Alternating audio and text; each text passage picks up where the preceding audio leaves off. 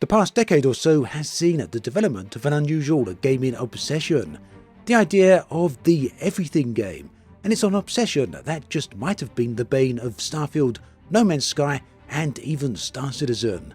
This is an issue that has caused a lot of problems for both gamers and developers, and it's also the reason you're never going to get that perfect game.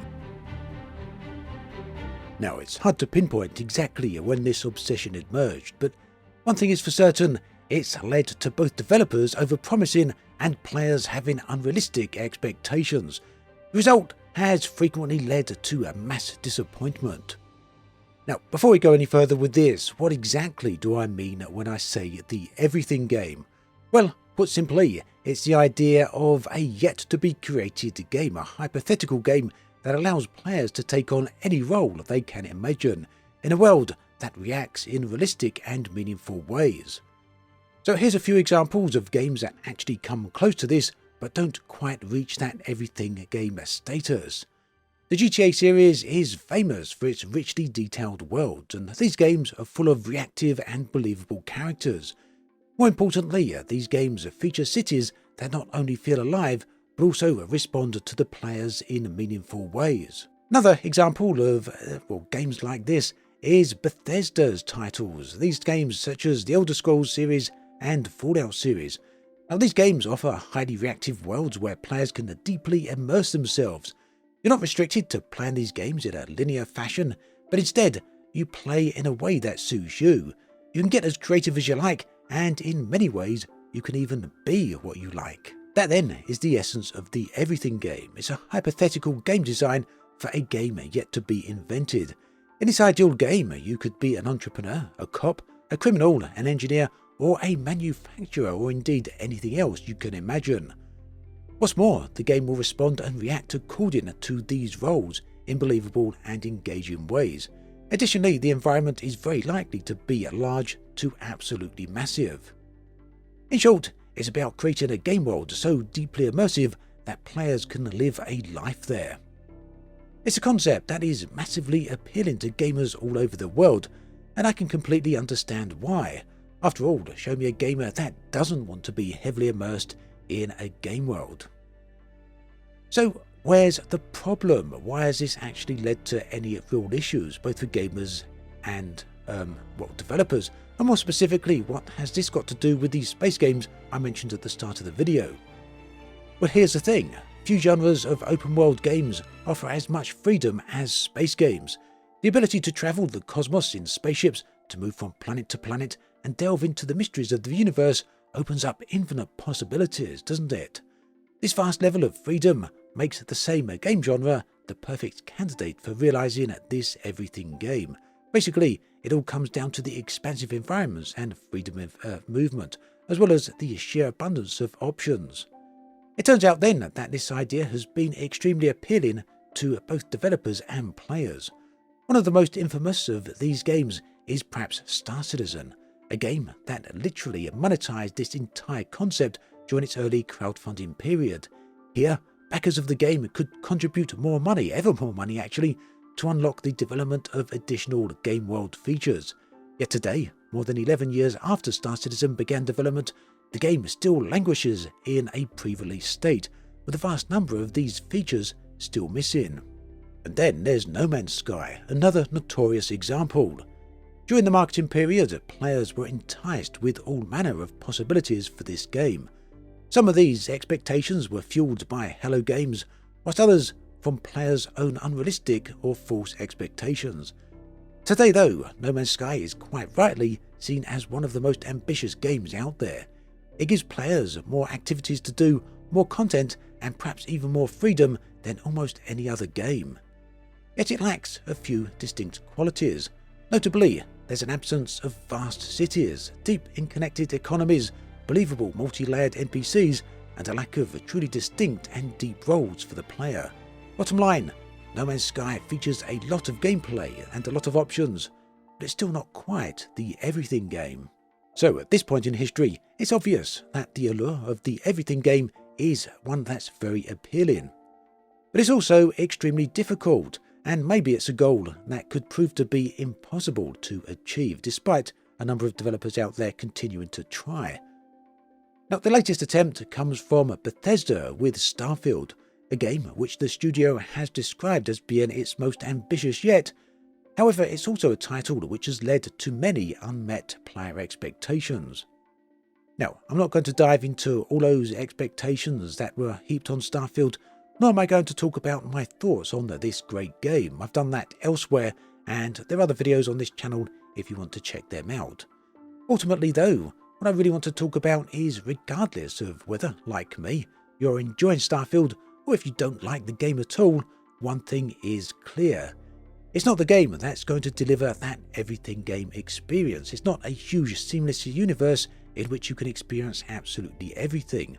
Although perhaps in some ways it does come close to this. It's a bold attempt. Now, when it comes to this everything game concept, Starfield does a lot right. It contains a rich game world that reacts to players. It has a wealth of NPCs, many of which are shallow, but some that do have plenty of depth. It enables the players to pursue their goals in a variety of games in a variety of different ways. For example, some players will pursue the main story, others will ignore that in favour of living a life within these settled systems.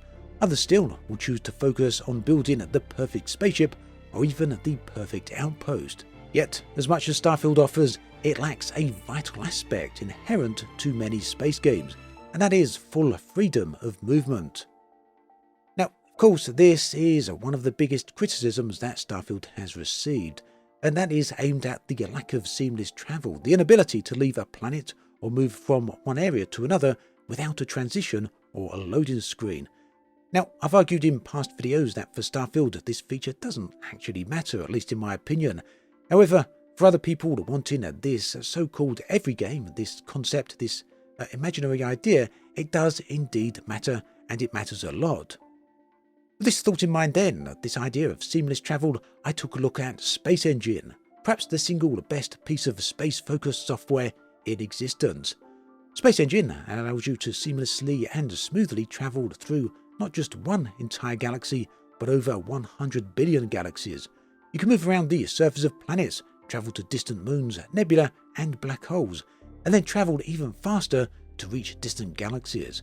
The entire experience happens seamlessly and without loading screens. Now, this is it's a pretty impressive feat, isn't it? So I reached out to the Space Engine development team to ask them why they feel that the experience of seamless travel is so important, and this is how they replied. The first quote comes from Vladimir, the owner of Cosmographic Software, who is the lead programmer and original author of Space Engine. And this is to do with how the actual technology is executed. He said the main idea behind a seamless experience is that distant objects appear small, and you don't need to render everything or anything if it's smaller than 1 pixel. Also, the universe is hierarchical. If the galaxy is not visible, then all of its stars are not visible. If star system is smaller than 1 pixel, then all its planets are invisible.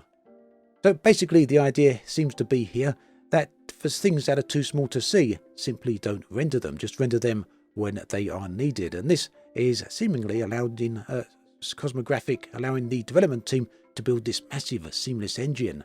Now, the next quote comes from Alexander Long, who is the president and the CEO of Cosmographic Software. He said, "I feel like when you're talking about having realism as your main priority, you can't really justify having a loading screen or transition sequence, however subtle. It takes something away and in that moment reminds you that it's not real. Since our goal with Space Engine is to be as accurate as possible, having a seamless experience for our users is ultimately fundamental to the nature of the program. It couldn't be what it is without it. I feel like it's part of the enjoyment.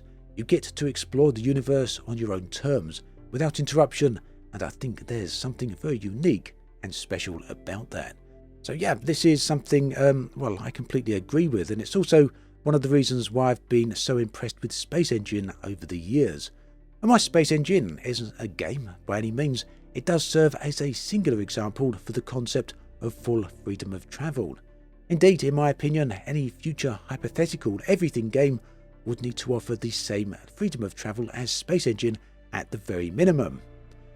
Now, whilst that game wouldn't necessarily need to simulate the entire universe or even the entire galaxy, it would need to simulate very accurately the region it is set within and allow players to seamlessly explore that.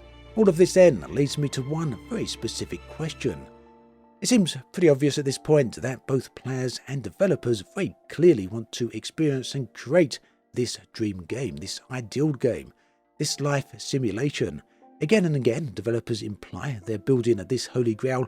Again and again, players imagine the holy grail is going to be found in the next big release. Ultimately, it tends to lead to, various levels of disappointment. So, why hasn't any of this happened yet? Is it a matter of technological limitations, or is it the ever-expanding scope of our collective imagination that keeps moving the goalposts further away? Or maybe the true everything game exists not as a single title, but as an evolving concept that continues to inspire and challenge us all. In short, just maybe it's all down to the moving goalposts. As technology continues to improve, we keep our eyes on the horizon and talk about what may be possible next year and the decade after. And as games get bigger, we continue to want ever bigger games. So just maybe it's going to be impossible to achieve this perfect game, because no matter how good the games are that we ultimately get, we're always going to want something a bit better. Let me know what you think about all this in the comment section below. I'd love to hear your thoughts. As always, thanks for watching, and I'll catch you guys and girls next time.